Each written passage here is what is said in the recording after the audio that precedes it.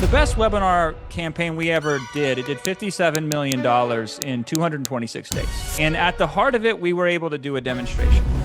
Fladlien, o rei dos webinários. Ele já gerou mais de 250 milhões de dólares com os seus webinários. E é escritor do livro One to Many, o mais vendido da categoria. For products where we can do demonstrations, the webinar also makes more sense. So when you sell, don't teach them how to be electricians. Give them light switches. And that's the secret to all my sales success. But everybody's teaching people how to be electricians when everybody mostly just wants the light switch. How do you create these irresistible offers that have this like light switch inside of them? Here's the biggest secret to an offer. At the center of every great offer, whether people realize it or not, is risk mitigation. And that's why our offers beat everybody else's offers. How do you start out your webinars? That's a great question. I can give an example if you want me to. Yeah, please do it.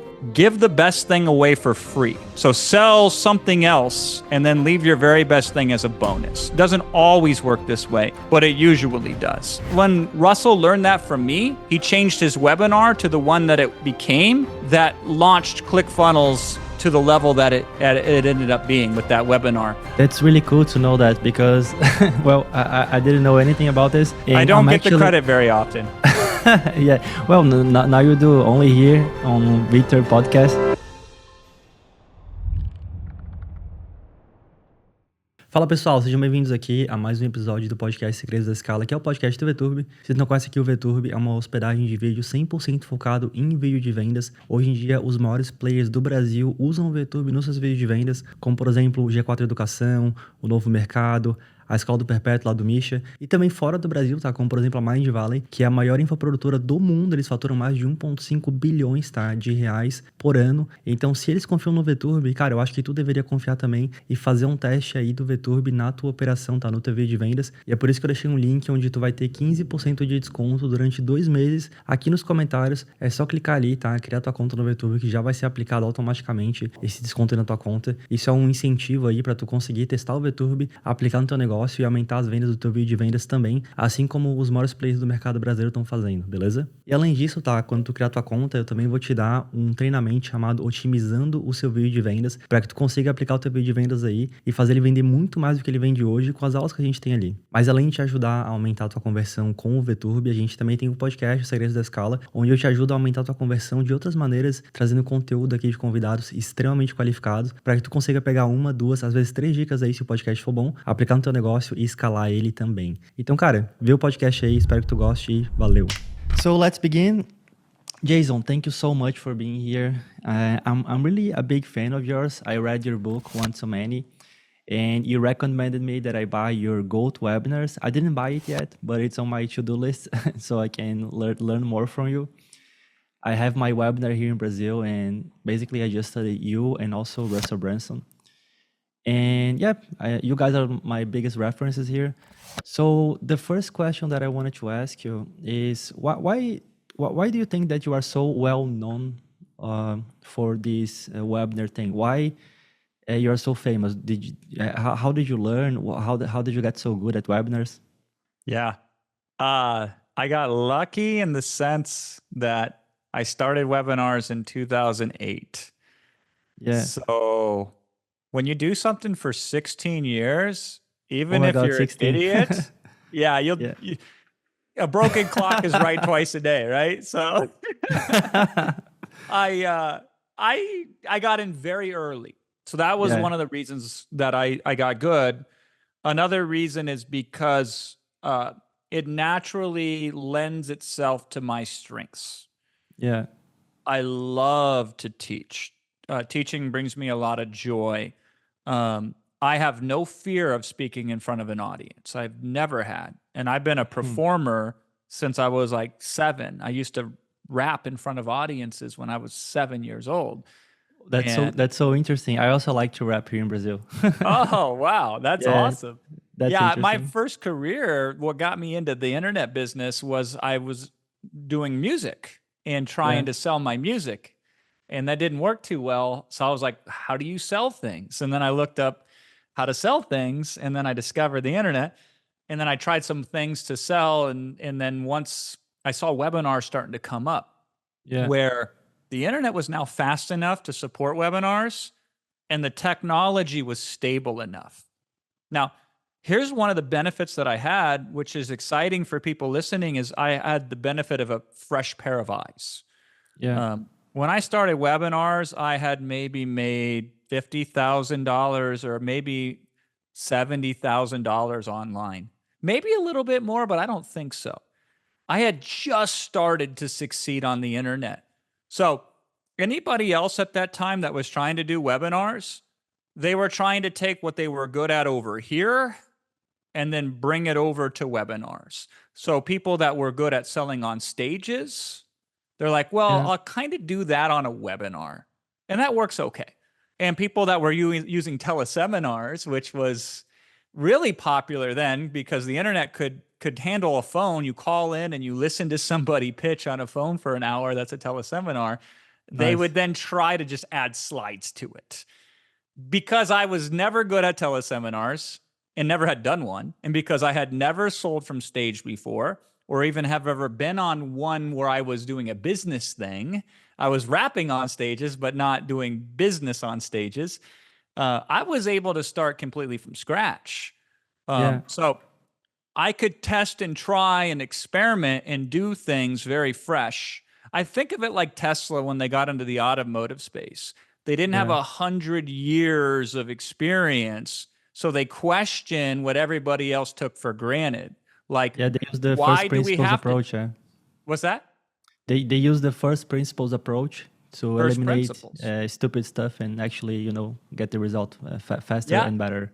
Yeah. So they're like, why does a handle have to stick out? Why can't it retract and then show based on whatever? And I'm Yeah. like, okay, I can do that. Like with webinars, I had a blank slate to start with.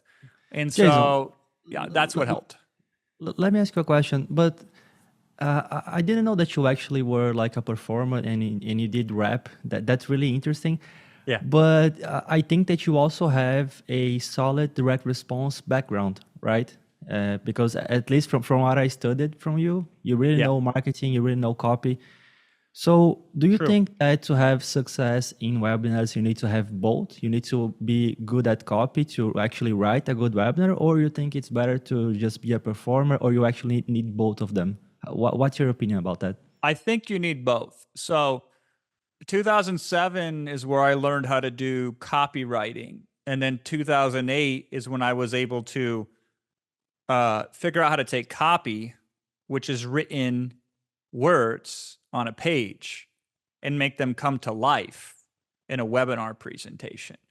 And most copywriters that I know, the reason they're good at copy is because they're terrible at speaking. Yeah. So they make up for it because they can't Yeah. sell anybody face to face. So they sell everybody without looking at anybody. Yeah. And so the fundamentals are important, but then translating the fundamentals from one form, which is on a page, to another form, which is spoken, was the difference for me when I became very successful, is understanding how people buy and why they buy. So I'll give you one example. Please. People buy not when you educate them more. This is a problem a lot of people have. They think if I just teach you more stuff, then you'll be more likely to buy from me. And that's not true, because if you teach them more stuff, you teach them more ways in which they can become confused. Yeah. And if they're confused, then they start to freeze up, and then they don't make any decision, even a decision that would be good for them. So we actually want to teach them less, but what we want to do is transform them. So not information, transformation. So we have to transform them from what's the limit that stops them from buying, and how do we remove that limit? And when I understood that, that's when my webinars completely changed. And that was one of the reasons we had such big breakthroughs in every market that we touched. Fala pessoal, antes de vocês seguirem aqui no podcast, eu só queria agradecer vocês aqui, tá? Porque a gente conseguiu fazer um progresso, a gente diminuiu o número de pessoas que não são inscritas aqui no canal do VTurb. Esse número hoje tá em 59,2%, vai aparecer o print aí na tela. E antes, tá? Era 65%. Então, cara, obrigado aí, tá? Isso aqui tá ajudando a gente a crescer mais aqui no nosso canal. A nossa meta aqui é chegar a 50% das pessoas que assistem nossos vídeos sendo inscritas aqui no canal. Então, se tu ainda não se inscreveu, cara, clica aqui embaixo, se inscreve aqui. Tu não perde nada com isso, tá? Muito pelo contrário, só tem a ganhar com isso daí, porque quanto mais inscritos tem o canal, mais ele cresce, a gente consegue trazer convidados ainda maiores, que vai ter um conteúdo ainda melhor para que tu consiga assistir aí. Então, tu não perde nada com isso, só tem a ganhar. Então, cara, clica aqui embaixo, tá? Ajuda a gente a bater a meta aí de chegar a 50% das pessoas que assistem o canal como inscritos. Muito obrigado aí e bom podcast. That's really interesting. To be honest, right now, my thinking is that if you teach someone and they actually learn something, they will see you as someone that knows what you're talking about, someone that has credibility. I remember that I saw a VSL by Frank Kern, and he told that, hey, in this VSL, I'm going to prove that I can help you by actually helping you. Yeah. So yeah, so in my mind, I always thought, okay, I need to have a good, solid content to make people, believe in me, so they can know that I can actually help them. Yep. But from what I studied from you, one of the takeaways, I don't know if I'm wrong. If I am, please correct me. But one of the takeaways that I got is that you can't teach a lot because you confuse them, so it's bad. And the teaching is more like to just make them animated to buy more, like in a emotional. How can I say that? Like be more emotionally prepared to buy. And this is something very tricky because I never done that in the past. I'm usually very good at VSLs, but this kind of teaching is really different. Do you have any tips that people can implement on their webinars to actually create this kind of content that can inspire people to buy, but at the same way, don't make them confused? Yeah. So teaching has its place. It's probably 20% of the result comes from teaching. People think it's like 80%. So it's like 20%. The value of teaching is it proves that you can teach something to somebody. So they're like, okay, he gives me better insight than other people on the subject. And so that will make them see you as an authority. That's helpful. Teaching is also helpful in the sense of if somebody's doing something wrong and you teach them how to not do it wrong, then they're grateful because you've saved them pain and you've saved them struggle. So that's useful too. But think about this metaphor. You walk into a room, you flip the light switch on, and the miracle of electricity occurs right in front of your very eyes at the speed of light, literally, which is the fastest speed in the entirety of the universe. You have just evoked the miracle of lighting a room by flipping a switch, right? Yeah. I don't know electricity. I don't know how to wire up a light switch. I don't know what thing to connect to what. I don't know what current. I don't know any of this stuff. I'm not an electrician, but I have a light switch. So when you sell, don't teach them how to be electricians. Give them light switches.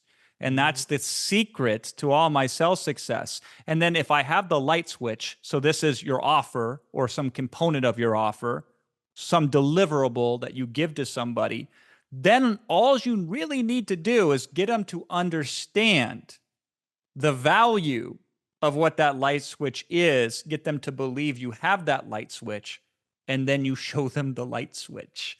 But everybody's teaching people how to be electricians when everybody mostly just wants the light switch. Yeah, that's true. That's really interesting. Since we're talking about that, Jason, how do you create these irresistible offers that have this like light switch inside of them? Because that's a huge part of the webinar, right? To create these offers. You are absolutely right. So if we were to chop down a tree and I gave you a really dull axe, you'd be there all day. Yeah. But if I gave you a super sharp axe and you could swing it, not even that hard, you could chop that tree down really fast. So like the offer is the axe, and then you swinging it is the webinar. And before we ever write a webinar, we want the best offer possible because that makes everything else easier. And so there's a lot of factors that come into an irresistible offer. This is, if you ever read the book $100 Million Offers by Alex Hormozi. I did, yeah. I'm the most quoted person in that book. And I have a testimonial from Alex who says my course on webinars was the single greatest thing he ever bought on offer creation, right? So Nice. certainly what I know has impacted the world and has now reached over 1 million people through Alex. So I have a lot to say on the subject, and I'll try to keep it as simple as possible. Here's the biggest secret to an offer. People might buy if they see all the benefits. Wow, it can make me better in this way. I can grow in this way. It will help me become my future self in these ways. They might buy. But everybody will buy 100% of the time if they don't have any risk whatsoever. So if we can get rid of the risks, then we'll get 100% of the buyers. But if we can't get rid of the risk, we will only get a certain percentage of the buyers. So if I said to you, hey, I guarantee that if you give me $5,000 right now, I will give you $50,000 in 6 months. If you believed me, and if you trusted me, you would 100% of the time give me $5,000. Even if you didn't have $5,000 on you, you would find friends, family members, you would donate kidneys, you would do whatever you could. Yeah. If you were 100% certain that if you gave me $5,000, I would give you $50,000 back. Okay. Now on the flip side, if you were only 50% certain that if you gave me $5,000, I would give you $1 million back, then my close rate on that would be way less than $50,000 back on $5,000. So even though the upside is not as high, the downside is gone. Yeah. And so at the center of every great offer, whether people realize it or not, is risk mitigation. The more we minimize risk, the better our offer will be. So every component that I put into the offer, every deliverable, every thing that they get is first to eliminate risk, and then second, get some gains out of it.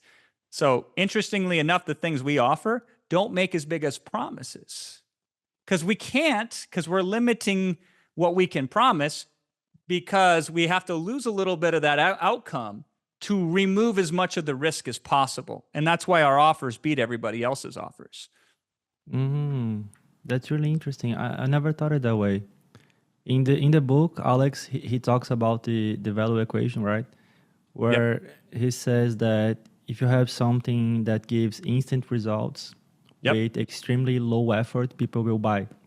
Ideally, people... Can we analyze that? Of course. Go ahead. So instant results. The longer it takes to get something, the more ways it can go wrong. Yeah. So if you shorten the timeline of the result, you increase the certainty, you decrease the risk. Now, when you shorten the timeline, you have to shorten the outcome. Like, I can't make you $1 million tomorrow, but if I can make you $2 tomorrow, and you felt that was true, I would sell more of that offer than I would follow this course and you might be a millionaire in a year versus follow this course and you'll make $2 tomorrow. I would sell more of that second course of $2 tomorrow than I would of that first course because the timeline is so little, so it decreases risk. When you said, an immediate relief, right? Somebody that gets relief. The risk is the longer you hold pain, the worse it becomes. And so the risk is how much pain am I going to have to endure before I get this result? If we can get rid of that pain or minimize it, then we decrease the risk of the exposure to the pain. And so that's what makes the offer so good. This is one of my webinars. Last time I did it, it converted at 30%. And it teaches people how to create info products. And the whole premise of the webinar is I want you to create products that we call one problem, one solution products. So you solve only one problem, you provide only one solution to it, And here's the catch. You have to create the product in one sitting. So they're usually like 6-page ebooks or 9-page ebooks, or they're like a 1-hour audio shot straight off the cuff, right? And I tell them, and you have to sell it at a low price, $4, $5, $7. And I show them that model, teach it to them, and then we sell them a course on every product creation secret I know for $500, and that thing converted last time at 30%, when the whole core of it is start by selling really cheap products, which is not how anybody else teaches it. Now, we do a double your money back guarantee there. So talk about risk reversal. I say, hey, if you do X, Y, and Z and you don't make $1,000, then I'll pay you $1,000. So that's a risk reversal. Not only will they get their money back for the course, they'll get compensated for their time. Now there's conditions, but nonetheless, I also do another thing. I say, here's 3 products that I've created already that you get resale rights to. Now I can 100% guarantee that by the time you complete this course, you will have a product that you can sell, because I will give you my product to sell. And so that reduces the risk of what if I never get a product live to sell? Well, I've given you products. Is it perfect? No, it's my products, not yours, right? But it reduces the risk of going through and having a course that you take and not having anything at the end of it. So a reseller opportunity is really powerful there.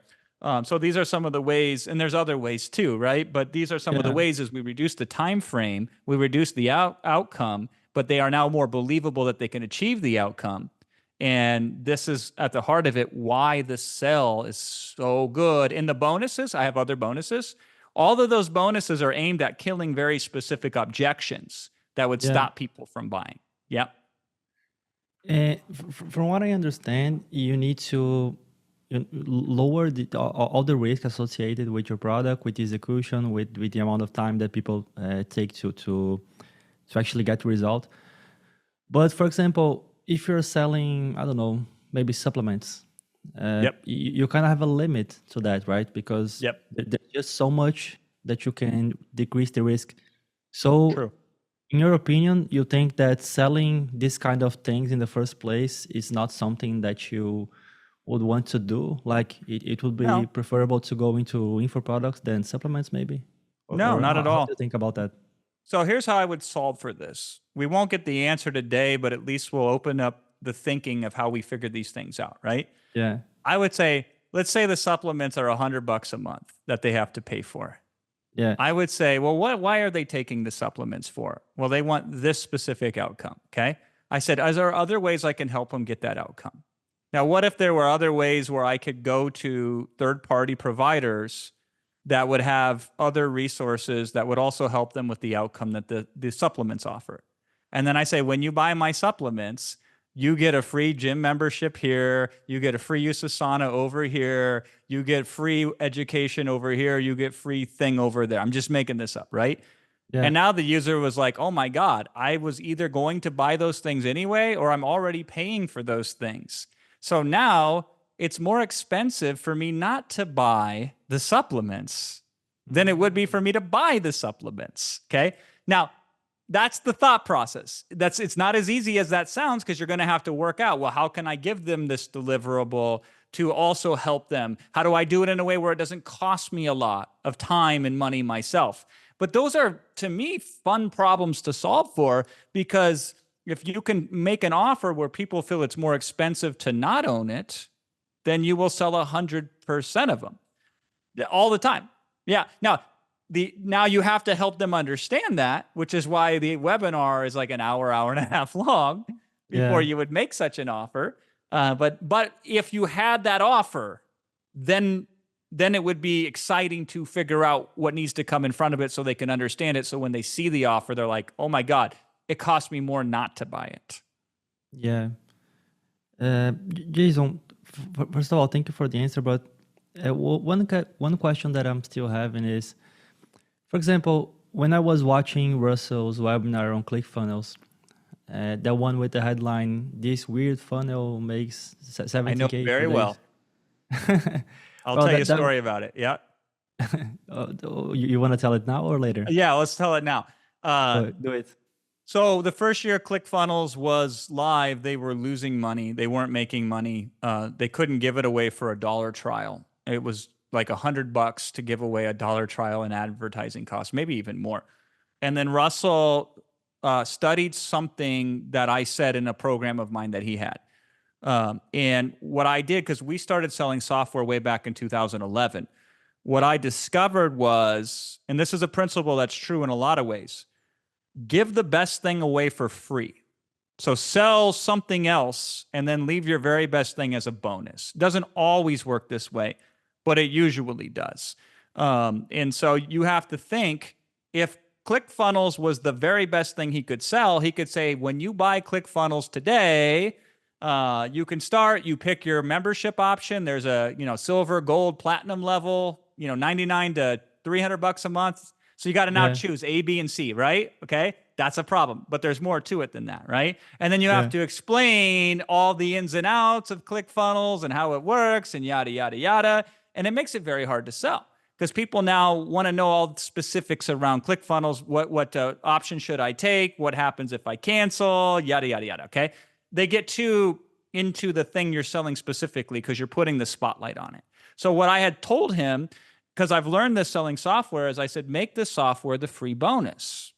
Because now the pitch can be, we'll just give you the highest level version. And then after 6 months of using it for free, because I'm going to give it to you for 6 months, then you can pick the version you want based on your usage. So we remove the risk of a wrong decision. So, and if it's $300 a month, and I can give you, and the original way he sold it was this: for 12 months, you get 12 months of ClickFunnels for free at the $300 a month level. That's $3,600 of retail value for free when you buy his $2,000 course. So what he sold was a course on traffic. And if you bought his course on traffic for $2,000, you got $3,600 worth of software for free that you had 12 months to do whatever you wanted with before you had to figure out if you wanted to keep it or not and what level you wanted to use for it. So when Russell learned that from me, he changed his webinar to the one that it became that launched ClickFunnels to the level that it ended up being with that webinar. It was when he gave away the best thing for free, when they bought something else. That's when that webinar changed forever. And that came from a training that I did that he studied. That's really cool to know that because, well, I didn't know anything about this. And I don't get the credit very often. Yeah. Well, now you do, only here on Victor podcast. Now your story is being told. So I've been telling it a lot more lately, and he credits me in the book now, but originally we had to work that out. Yeah. Opa, desculpa interromper aqui o teu podcast, tá? Eu só queria te dar uma mensagem aqui super rápida. Cara, se tu tem um vídeo de vendas, então tu precisa hospedar esse vídeo aqui no VTurb. O VTurb é não só a melhor hospedagem de vídeo de vendas do Brasil, mas também do mundo inteiro, e ele vai, sem dúvida alguma, aumentar a tua conversão. Então tem um link, tá, aqui embaixo nos comentários aqui, e aí tu pode ir ali, clicar ali e já criar tua conta do VTurb. Tu vai receber daí um treinamento pra tu fazer isso, e tu vai poder aumentar a conversão no teu vídeo de vendas ainda hoje, tá, pessoal? Então, cara, clica aqui embaixo, faça tua conta no VTurb e te espero lá. Valeu e bom podcast. Yeah. But what were you going to say about it? Because I'm interested. Yeah. Well, I'm actually running almost the same kind of webinar structure. I also give VTurb for free. Yep. And I also sell some products. I was trying to model the way Russell grew ClickFunnels. He recently published a book called The Linchpin Book, something like this. Yep. And yeah, the main thing was that on the thank you page, you should give something called the MIFG, which is basically a trial to your software. Yep. And then, yeah, so... trial, by the way, is a great way to reverse risk. Yeah, exactly. But the thing is that the way that I created the offer was just, I saw how many products Russell was selling, and he sells 4 products and the software. And then he makes the value goes to around 10,000 USD, and then he sells for 1,000 USD, almost that, right? Yep.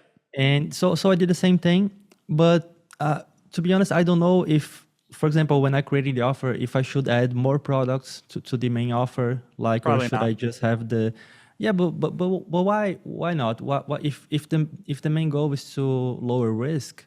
Why Yeah. can't we add more stuff? Why should we just make it Because you could for products? potentially increase risk. Okay. And this is funny. Mm. It takes a while to figure this stuff out. And I've Yeah. made every mistake before I learned. That's how I learned every lesson. Right.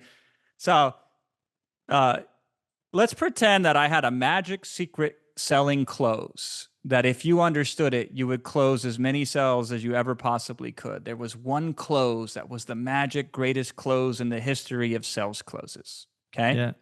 Yeah. And if you buy this close from me today, I'll give you 366 other closes that you can use as well. Do you see the problem with such a pitch if I were to make that offer? Yeah, of course. Yeah, I got it. People Because have if to my actually one learn. pitch was so good, why would you Yeah. need the other 366? So if Yeah. I had the specific answer for you in one course, why would you need 50 more hours of lessons? That's a risk on your time to go and study all that extra stuff. And it makes you question the validity of the very thing that you're selling. Now, this is why I love marketing so much. If I give away 10 courses, that's not good because it's more of the same. It's like 100 closes. Why do you need 100 when one would do, right? Yeah. But if I give away a course, a template, an SOP, a standard operating procedure, if I give away a one-on-one consult, if I give away a community, if I give away, and then you just keep stacking other what we call modalities. Now Yeah, I'm not giving mentorship away program. 10 of the same thing. I'm giving away 10 different things.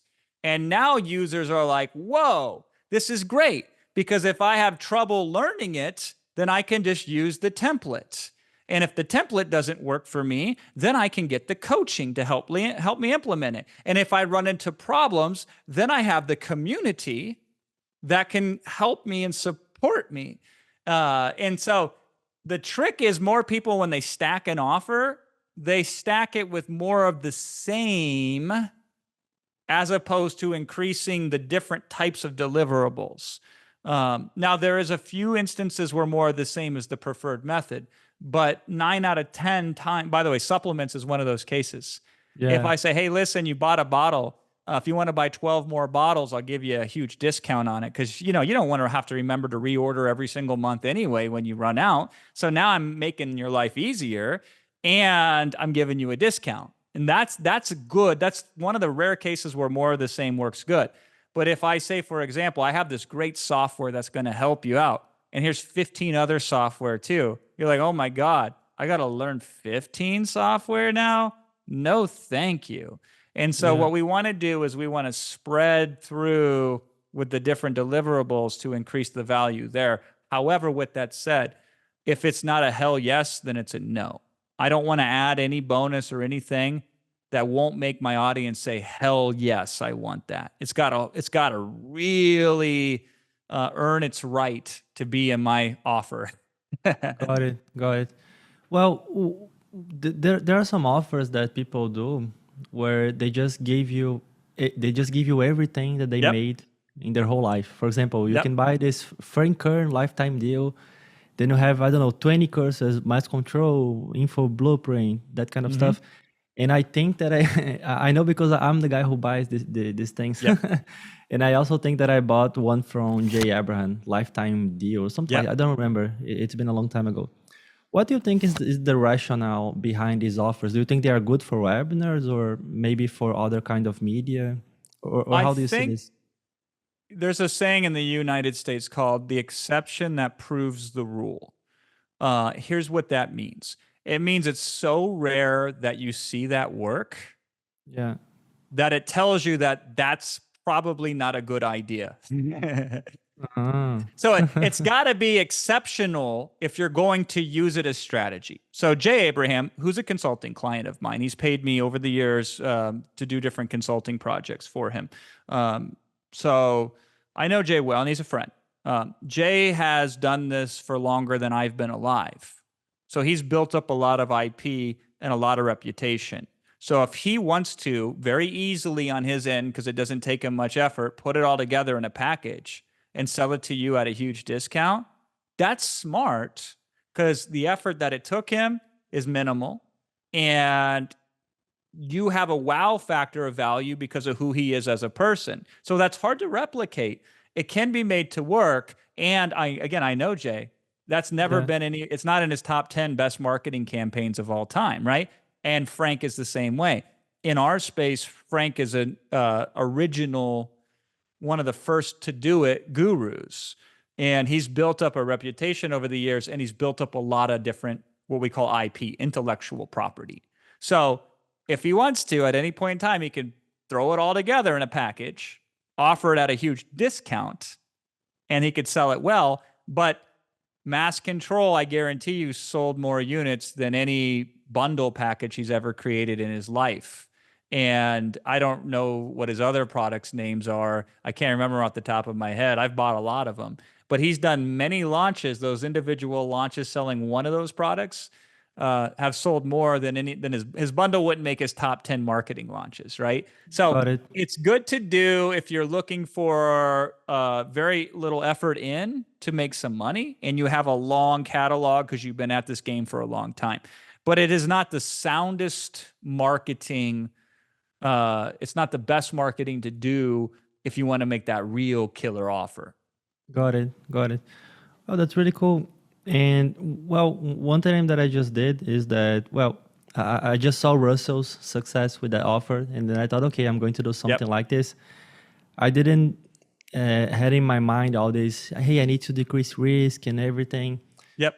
So the ideal would be to actually know what's working in the market, right? So you get a benchmark, but also have this base knowledge so you actually know what you're doing, right? That would be the ideal thing. Yep. Okay. If you think about it like this.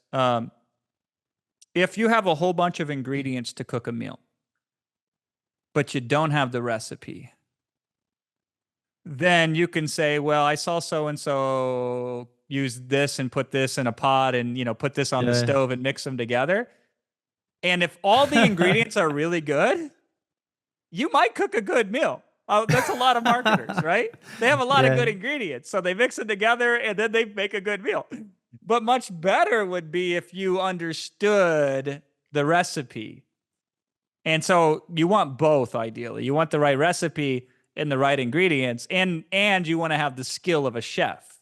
Those are the three things required, right? So what happens, unfortunately, is a lot of people will model what Russell did, not know what to model about it. Most of them that try to model him will fail. A few will succeed. And then they'll tell everybody just model him. And they won't even know why they succeeded. And that's the issue with marketing. It's also what makes marketing fascinating, because here's the difference. Like, what Russell was doing at the time was the first of its kind, essentially. So if you did the same thing today in a market that had 15 competitors, I would have a different strategy. But Russell didn't have 15 competitors for his thing. So his marketing didn't have to account for all the substitutables. And so people will take strategy in a new emerging market, and then they'll apply it to an already established market. And then when it doesn't work, they'll get very confused. Well, wrong strategy for the wrong market.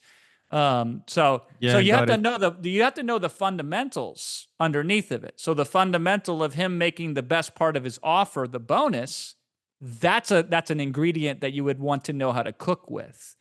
And so when you sat down to cook, you would say, this is a potential ingredient that we could use. But most people modeling these campaigns aren't even aware of that's one of the reasons that made it so incredibly powerful.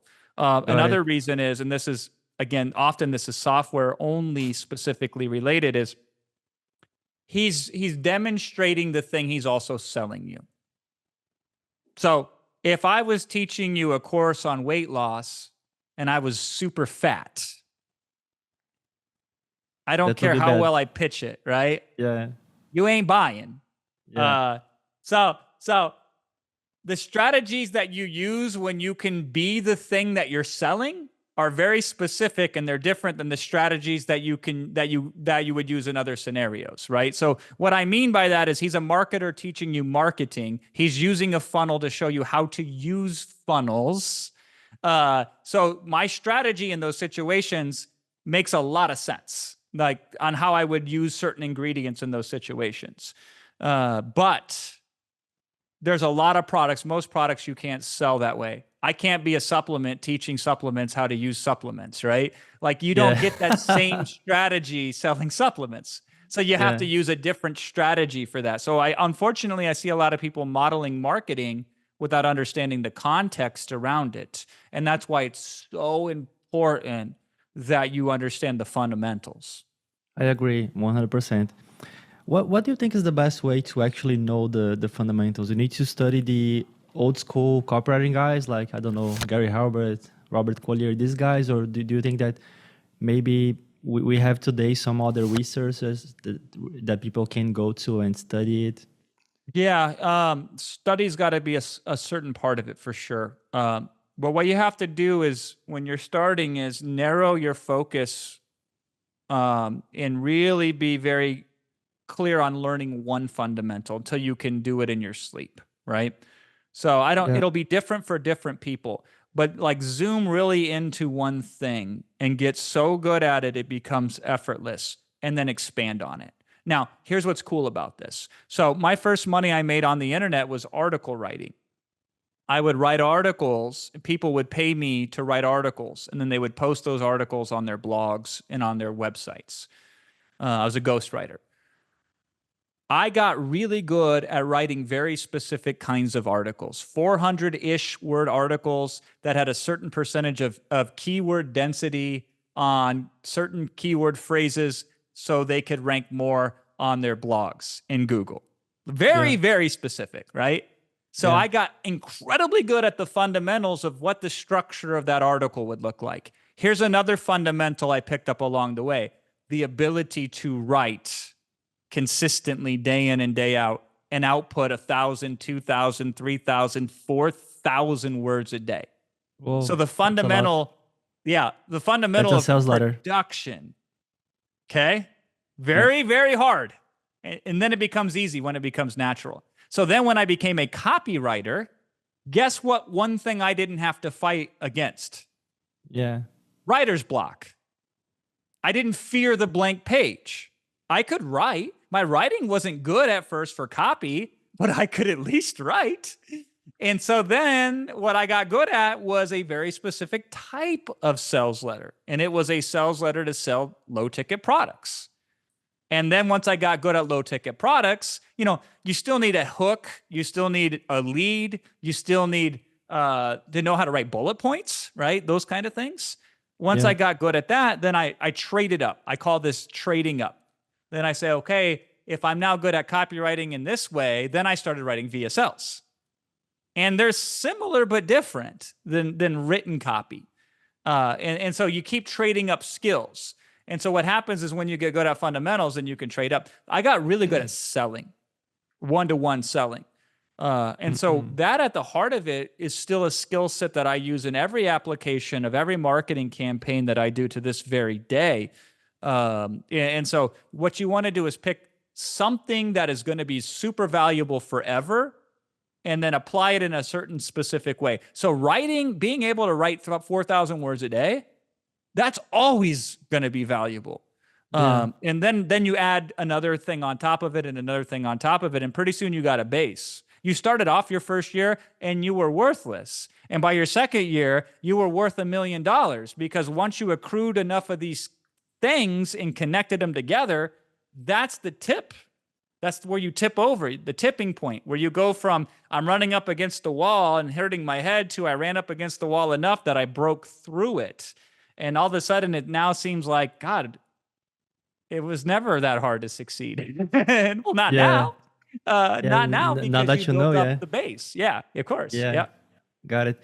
So since we're talking about that, what do you think that is the main difference besides I mean the main difference from these formats, webinars, VSLs, that kind of stuff, besides the format, of course, because In a VSL, you're going to say stuff in some way. In a webinar, you're going to say stuff in some other way.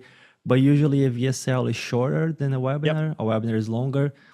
So do you think there is like a big difference in psychology from the VSL to the webinar, or is mostly the communication that is longer on the webinar? Or how do you see this? Good question. A lot of it is similar, but you take the word closer, like you want to be a closer, and you take the word loser. They're very similar, one letter difference, right? so the difference between being a loser and being a closer is one letter, in the English language at least. I don't know how that will translate into Portuguese, but nonetheless, a great offer will sell as well as it will sell great in a VSL. It'll sell great in a webinar, right? Yeah. The right market, somebody dying of thirst. We don't even need a webinar or a VSL. We just say, you want a drink? Sold, right? So the market will be largely determinant on whether you would use a VSL or a webinar. The offer would be whether you would use a VSL or a webinar.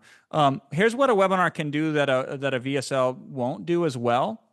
A webinar can train and give insight to people above and beyond just as it relates to a problem. So a VSL typically is, here's your problem, here's why it's terrible, here's why it's going to get worse, here's all the issues that are you didn't even think about. Now that I've scared you out of your mind, buy this product so you're no longer scared.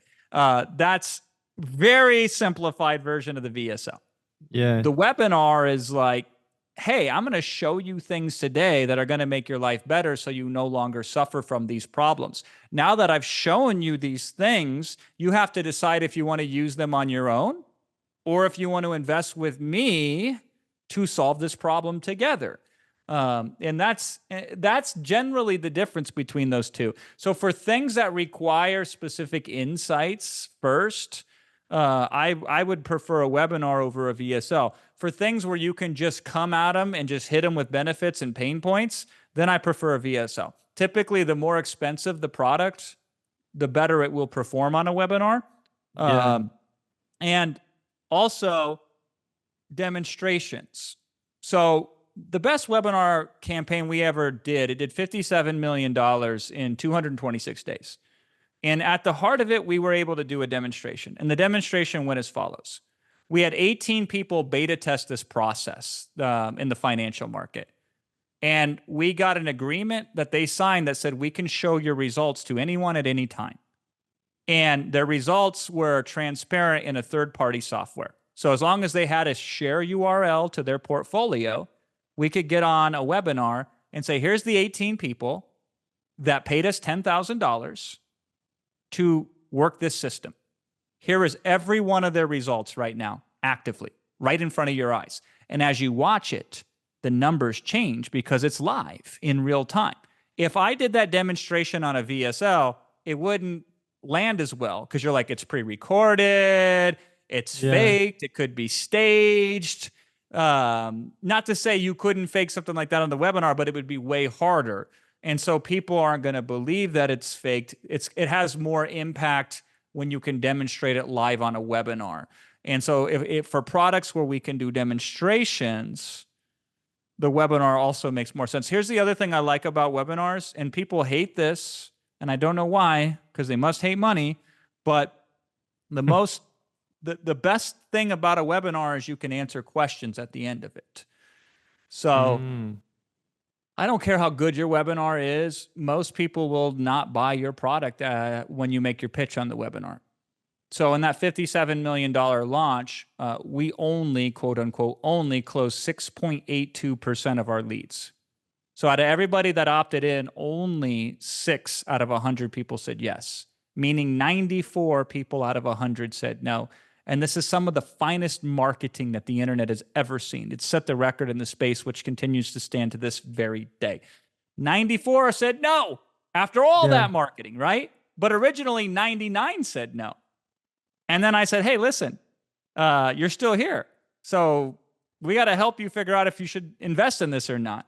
And then we'd answer a question, and then we'd close. And then we'd answer another question. Then we would close. And so these webinars would typically run 3 or 4 hours long. And I love that part of the webinar media, and you can't get that anywhere else online as easily, where you literally are doing closes. And if I'm closing you, but the person next to you can hear it, I can also close them, even though I'm talking to you. And in some instances, it's more effective, because if I can be indirect with you about your problem, you can hear me better than if I'm only direct with you. And I give them both options. And so most of my webinars are spent doing closes. You want to buy? No. Okay, what about this insight? Now, do you want to buy? No. Okay, how about looking at it from this way? Now, do you want to buy? Yes. And then now you go to the next audience. I mean, the rest of the people in the audience. Okay, the rest of you, why are you still here? Yeah. And then he said, maybe it's because of this reason. Now, do you want to buy? No. Now, do you want to buy? Okay, yes, finally, I'll buy, right? And that's how most of the sales are made on a webinar. Yeah, and that's crazy because when I do my webinars, I usually spend maybe 1 hour, 1 hour and a half on the actual content. And then on the actual webinar, the main thing, the pitch. Yeah. And then I have another maybe 1 hour, 1 hour and a half only answering questions. And people, they always have questions. And it's crazy because I make a lot of sales when I say, hey, click the button. But I also make maybe 30, 40% of the sales on the webinar I make on these questions alone that I just keep answering people. 100%. But Jason, just assuming that people will actually want to do webinars and not just VSLs, when I start doing my webinars, when I start creating my webinars, the first thing that I do is to create the actual content of the webinar. Because to me, I think it's the most important part, is like the meat of the webinar. And then out of that, I can create the lead of the webinar and all the other stuff. So do you do the same thing, or how do you start out your webinars? That's a great question. I wouldn't necessarily recommend anybody do it the way that I do it now, because the way I do it now is wherever the thing hits me to start. So some webinars I'll start with the offer first and work backwards. Others I'll start with the content, and sometimes I'll get an inspiration for the lead, and then I'll start with the lead. But when if you want to do this right at the beginning, you should discipline yourself to start it with the offer, and then you can work backwards, because your content should be based on how all the content that I'm going to show somebody needs to put them in the best state of mind to understand the value. So you would want to work backwards. Here's the value. How do I put them in the best state of mind to understand that? So you write the offer first, you write the content second, then you write the transition of how you're going to transition from the content to the offer. And then the last thing you would do is write the lead, because you can review everything you wrote and you say, how do I get people so hooked in the first few minutes to this thing that they can't ever possibly imagine leaving? And so it's easy to write a lead and a hook when you can look at everything you're going to do after that. Versus it's so hard. This is a problem people have, is they write the hook first, but they don't know what they're hooking people to. Yeah, that's crazy. That's really interesting. Your content should make people understand the value of your offer. Yep. That really summarizes what it needs to do, right? I really like it. Yeah, I can give an example if you want me to. Yeah, please do it. Yeah, so let me think of a really good one. We used to sell this software. Here's a perfect one. This is an Amazon. So this is a partner of ours where I'm just the pitch person. I write the webinar and then I pitch the webinar. And then they give me 20% of the royalties, essentially, of the sales. It's a sweet gig. I don't have to create the product itself. I don't have to support it. I don't have to drive the traffic to it. I'm just the spokesperson of it. And at the core of it, they teach people an Amazon process of reselling products on Amazon. And part of that resale process goes like this. You go out and you look at products, and then you say, I want to be a reseller of this product. You say, this is how many people are currently reselling it. This is the price the product retails for. This is the margin I can expect on this product. And then we run a math formula. So how many units of this product get sold per month? What's the margin on it? what's the price on it? So we times those three things together. Then we divide it amongst all the resellers. And we say, cool, if I sold this product, I could make $2,670 per month if I was also a reseller.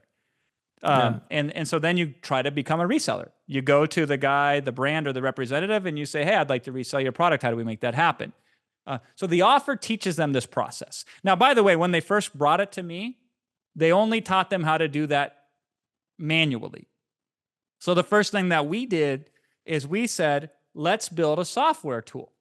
So we built a little Chrome extension. So when you did an Amazon search, you pushed a button and on all the results, it did the math equation for you. It said, okay, there's this many sellers. We can remove these types of sellers. So there's only this many left because these are the true resellers because we'd have to teach them how to do that. And then this is the price of the product. This is the margin. Divide it by this. And if you could be a reseller, this is how much it would be worth to you. So the manual process took like, 2 to 5 minutes per product, maybe 10 minutes a product, especially if you were a beginner. And now in 2 seconds, you could get a whole page 1 result of any search that you wanted to, or any, then you hit page 2, push the button again, you could see a whole page 2 result, right? Got it. So here's how I did this webinar. Here's how the content set up that offer. I spent 35 minutes teaching people how to do it manually. And here's where it gets better. I first got them to agree with me. If I showed you a process, even if it took you a little bit of time, and even if you had to learn some math, because God forbid, nobody wants to learn math, right? Would you commit to me to do it if you felt it would help you be successful on Amazon? Yes, Jason, I absolutely would. Okay, good. Here it is. Then we show them the whole process. And then I check back in with them. I say, okay, now that I showed you, do you see yourself doing this? Do you think you could do this 50? Do you think you could find 50 products this way? Are you willing to do this, even though it might take you an hour a day? Can you see how valuable this is? And everybody's like, yeah, this is so valuable. Now imagine what happens when a little later I start to reveal the offer, and then I reveal that app. To push the button. Remember this thing I showed you earlier? What if it was as easy as this? Click. All the results, right? Yeah.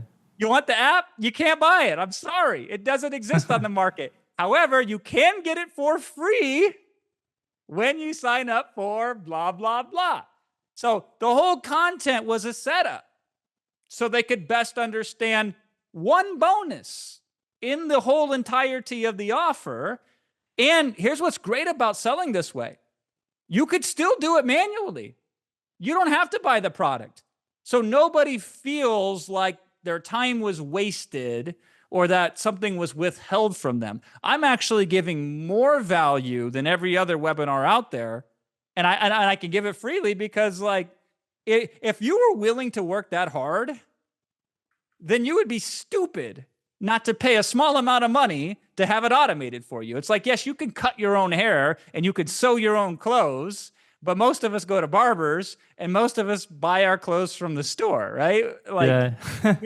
We got to help people get in that mind state to understand the cost of free or the cost of the effort so they can compare it to the cost of buying the product. So that's an example. There's so many more that I could teach. Yeah, that's really cool. And thank you for this example. I can see that you are a really good salesman because you actually make people confirm. So, hey, if this were true, would you like to go with me on this and everything? And this is something that I think is a big advantage that you have other people that just study internet marketing and don't have this sales skills. Yep. But Jason, I would like to thank you for your time. I know that you only have 1 hour, so we have 3 more minutes here. And I would like to ask you, how can people learn more about you, about your content? How can they interact more with you? Is there maybe somewhere that you post content? I know that you have a book that will appear right now on the screen, people. It's called One Too Many. Oh, it's this one. I just so happen to have one handy. It's the most coincidental thing. Yeah. I was going to ask my video editor to put it there, but now it's even better. So guys, I already read this book. It was life-changing. Everyone here in Brazil that bought my Scale My Offer, it's the name of my info product, I use the exact same framework that Jason teaches in this book, so I highly recommend it. But I would like to learn from you, to hear from you, Jason. Where can people actually know Yep. more about you, interact with you, and everything? Yeah. So first, get the book One to Many. It's on Amazon. So the book is called One to Many. And then follow me on Instagram. I have, believe it or not, for all my success online, I have done no social media until like about a year ago. So I am just starting, and I'm struggling, and it's fun to be a beginner. That's what I am on Instagram. So hit me up on Instagram. Yeah, guys, you can do that. And one thing that I noticed is that you're very accessible because, I don't know, I met you at the Adaptive Summit, then I got your WhatsApp, we started talking. Yep. And thank you so much for that. You really are like a hero to me because I learned a lot from you. I would like to meet these guys from the US that sort of created everything. So to me, you are my number one reference when it comes to webinars. And yeah, maybe one day I'll go to the US and we can talk again. So that's it. Guys, was the other podcast that I did in English. The first one was with Stefan. It will appear here on the screen too. This one, if you like it, please share, okay? And if you don't, just say it in the comments so maybe we can get better. And yeah, you want to say the last thing, Jason? Maybe a farewell message or something? So my business partner, he's from Brazil originally. Max. And yeah, no. So we did not a Max? deal with Max, though. We did, but my partner's name is Will Matos, and Will originally from Brazil. So if you leave a bad comment, he'll know what it says and he can translate it to me. So don't do that. Only leave good comments, right? But we met because we came to Sao Paulo and I spoke at an event that Max Peters put on. And that was really good to connect with you. And my goal is to have an impact in this world. And nothing pleases me more than people hearing what I say, doing it, and then sharing the result with me.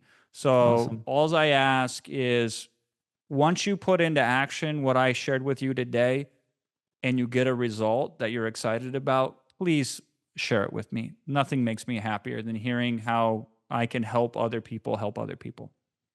Awesome. So that's it. Thank you so much, Jason. Pessoal, esse aqui foi mais um episódio de Segredos da Escala, tá? Com Jason Fladlien. Espero que vocês tenham gostado e valeu! Cara, muito obrigado aí por ter assistido aqui mais um episódio de Segredos da Escala. Se tu gostou do episódio, não se esquece, tá? De curtir aqui esse episódio, de se inscrever no canal do VTurb pra tu receber aí mais episódios aí na tua caixa de entrada. Isso é muito importante pra gente e se tu fizer isso, eu te garanto, tá? Que eu vou trazer os melhores convidados aqui pra passar conteúdo pra ti, beleza? E se tu tá procurando aí mais episódios aí pra assistir, cara, eu vou deixar 2 episódios aqui, tá? Em algum lugar aqui da tela aqui, dos Segredos da Escala pra tu ver. Então clica ali, vê eles, tá? Assiste também, vale a pena. Grande abraço e até mais.